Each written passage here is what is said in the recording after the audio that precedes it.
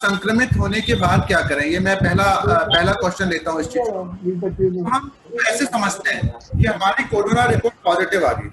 अब corona report positive दो तरीके से आ सकती है, या तो आप एसिम्प्टोमेटिक हो या सिम्प्टोमेटिक। ये कुछ लोग बोल रहे हैं बीच में आवाज। राजेंद्र जी सबको म्यूट करिए। पवन जी सबको म्यूट करें प्लीज।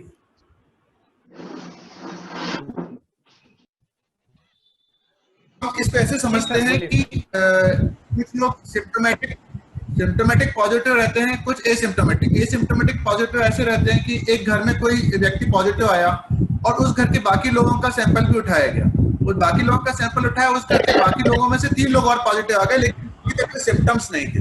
अभी सिम्टम्स नहीं थे तो हम ये समझ लेते हैं कि ये कोरोना ठीक है, हो गया है, लेकिन इट मे पॉसिबल कि वो कोरोना अभी हुआ नहीं है, क्योंकि हम डिसीज के एक बहुत प्रॉपर चीज को नहीं समझ पा रहे हैं कि एक इंक्यूबेशन पीरियड होता है, कि mayor presence of virus in your throat is not a disease.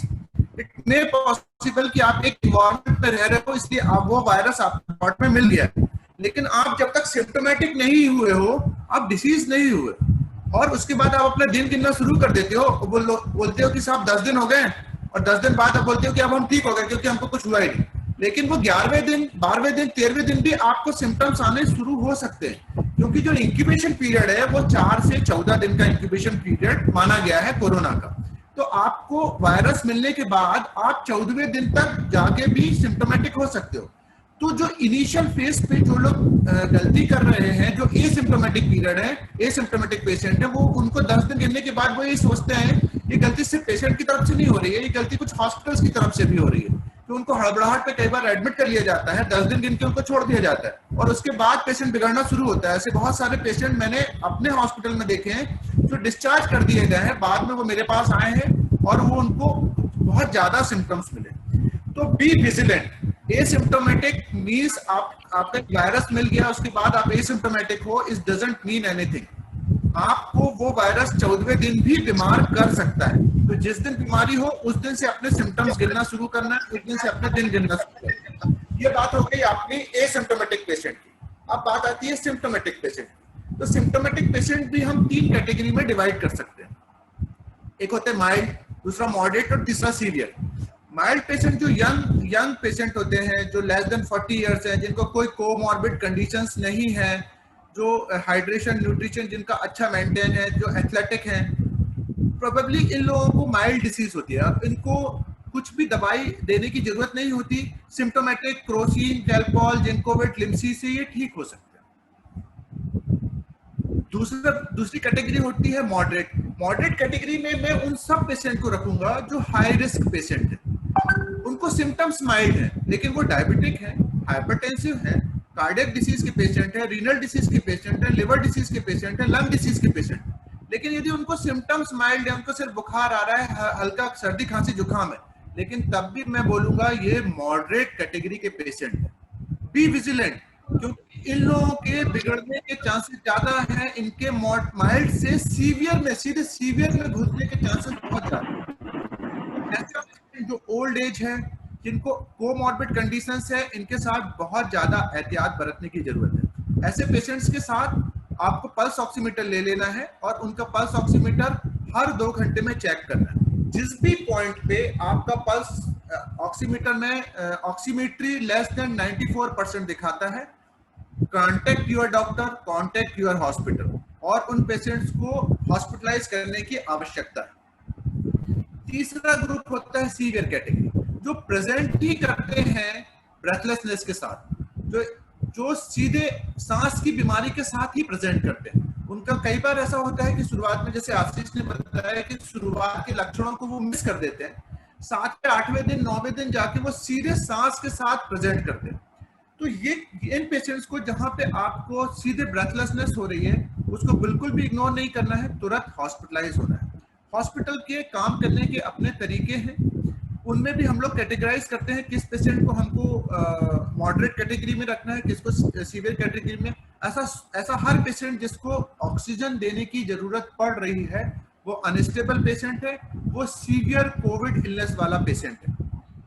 वो पेशेंट हम लोग आईसीयू में ही एडमिट करते हैं। अब आती है कि हम इसका इलाज कैसे करते हैं, कोरोना का इलाज कैसे करते हैं। तो मैं इसको बोलना चाहता हूं कि हम कोरोना का इलाज को हमने अपने हॉस्पिटल्स में एक प्रोटोकॉल बना रखा है। सबसे पहले तो डर दूर करना है, और वो डर सबसे पहले हमने अपने अंदर का दूर किया और अपने स्टाफ का दूर किया। स्टाफ और डॉक्टर्स इस समाज का ही हिस्सा है। जिस तरीके से ये डर पूरे समाज में फैलाया गया, या ये डर एक तरीके से व्याप्त हुआ समाज में कि कोरोना है, मार ही डालेगा, उस डर ने डॉक्टरों को भी डराया और डॉक्टरों ने इस डर से काम करना कम किया। और यदि डॉक्टर तो स्टाफ काम नहीं करेगा तो ऑटोमेटिकली मरीजों की हालत खराब होगी और मरीजों की मॉर्टलिटी इंक्रीज होगी। तो सबसे पहले तो हमने अपने हॉस्पिटल में इस डर पे काबू किया। हमने मीटिंग्स ली, और मैं चाहता हूं, मैं अपने सारे दूसरे दोस्तों से भी चाहता हूं, दूसरे डॉक्टर दोस्तों से, कि वो भी मीटिंग्स ले अपने हॉस्पिटल्स में, और ये इस बात को एम्फेसाइज करें कि इतना खतरनाक वायरस नहीं है कि हमको पकड़ेगा और मार ही देगा।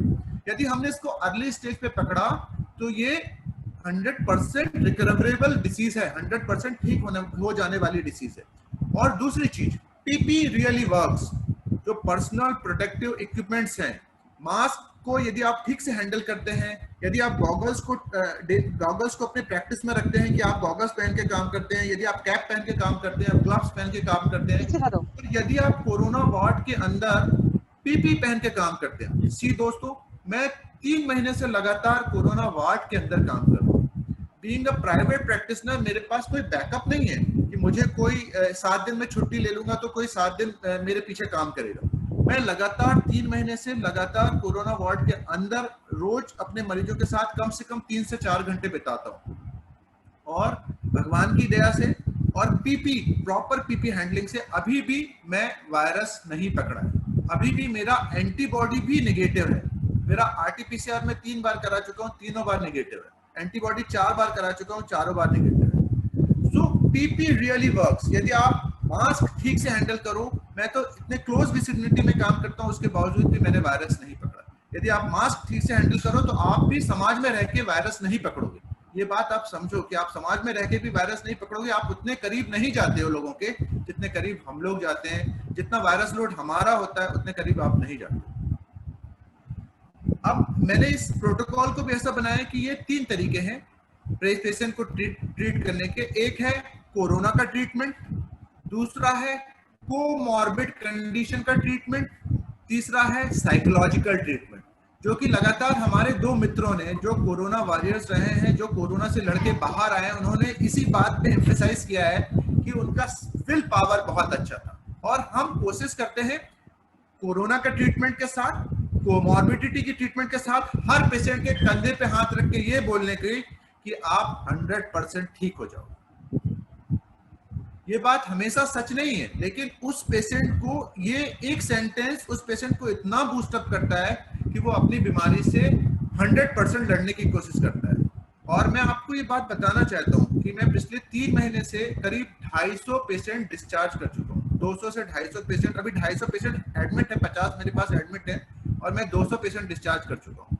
और मेरे पास आईसीयू है 40 बेड का, और मेरे पास ऑलमोस्ट 84% पेशेंट जो एडमिट होता है वो ऑक्सीजन पर जाता है। ऑन डे 1 ऑक्सीजन की आवश्यकता पड़ती है। और आप बिलीव करेंगे कि मेरी आज की मॉर्टलिटी 250 पेशेंट में सिर्फ 2 पेशेंट की है। सिर्फ 2 पेशेंट मैंने खोए हैं अपने हॉस्पिटल में। इसके अलावा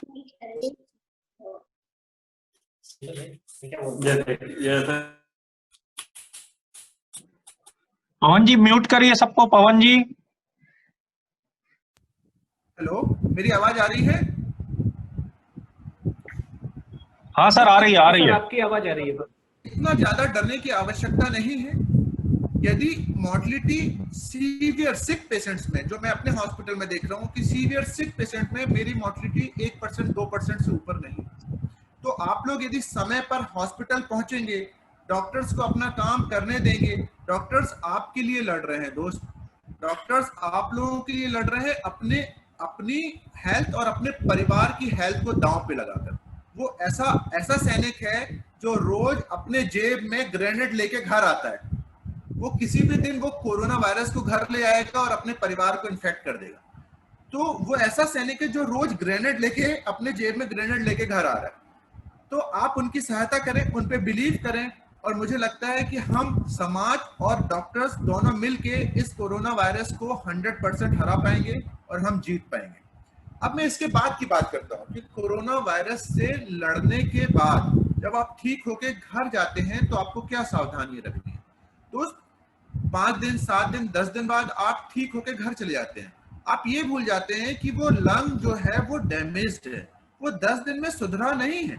10 दिन में डॉक्टर ने क्या किया है, डॉक्टर ने आपके वायरस को मारा है, आपकी जो एबनॉर्मल इम्यून रिस्पॉन्स चल रहा था, जो साइटोकाइन स्टॉर्म आता है, उस साइटोकाइन स्टॉर्म को ठीक किया है, आपके विल पावर को बढ़ाया है, आपकी ऑक्सीजन थेरेपी देके आपके ऑक्सीजन की रिक्वायरमेंट को खत्म की है, लेकिन lungs are still damaged. It will take time, it will take more than 15 days or 1 month or sometime more than that।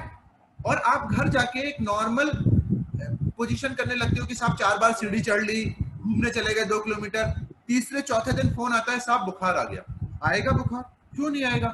यदि मेरे हाथ पे चोट है और मैंने उस चोट को ठीक से हैंडल नहीं किया और उस पर वापस आपने मिट्टी डाल दी तो वो तो वापस पस बनेगा। यदि आपके लंग में चोट है, आपका लंग इंजर्ड है और आप बिना मास्क लगाए घूम रहे हो, तो आप भाई कोविड इम्यून हुए हो, आपके अंदर कोविड की इम्यूनिटी आई है। सारे दुनिया भर के बैक्टीरिया, दुनिया भर के वायरस, दुनिया भर के फंगाई की एक्टिव इम्यूनिटी नहीं आई है। आप उस कोविड लंग में जो ऑलरेडी डैमेज्ड लंग है उस पर आप कोई दूसरा बैक्टीरिया बिठा लेते हो, आप बोलते हो साहब मैंने कोविड इम्यूनिटी हो गई। तो साहब कोविड होने के बावजूद भी आपको मास्क का उपयोग करना है, सोशल डिस्टेंसिंग का उपयोग करना है और सैनिटाइजेशन का उपयोग करना है, क्योंकि दूसरे बैक्टीरिया आपके लंग में बैठ जाता है जो ऑलरेडी इंजर्ड लंग है उस पर, और उसके बाद वो उसको और इंजर करने लगता है। ऐसे मेरे पास हफ्ते में एक पेशेंट मेरे पास वापस आता है जो इस कंप्लेंट से आता है कि साहब मुझे दोबारा बुखार आने लग गया।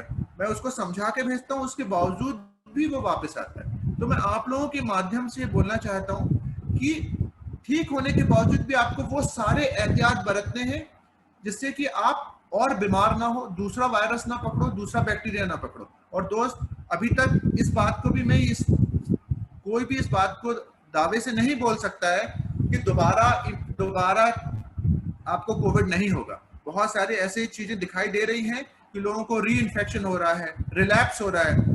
तो अभी भी हमको बचना है, क्योंकि ये वायरस नया है सब लोगों के लिए, हमारे लिए भी, साइंटिस्ट के लिए भी, WHO के लिए भी और बाकी लोगों के लिए भी। तो हमने अभी इस वायरस को पूरे तरीके से नहीं जाना है। तो मैं आप लोगों सबसे ये गुजारिश करता हूं कि ठीक होने के बावजूद भी आपको वो सारे एहतियात बरतने हैं जो आशीष ने बताए, SMS, sanitization, masking and social distancing. मुझे लगता है कि मैंने आप लोगों के सारे क्वेश्चन जो मुझे दिए गए थे उनको कवर कर लिया है। उसके अलावा भी मुझे कुछ और क्वेश्चंस पूछने हैं तो आप आखिरी में पूछ सकते हैं। बहुत बहुत धन्यवाद आप लोगों का मुझे सुनने के लिए।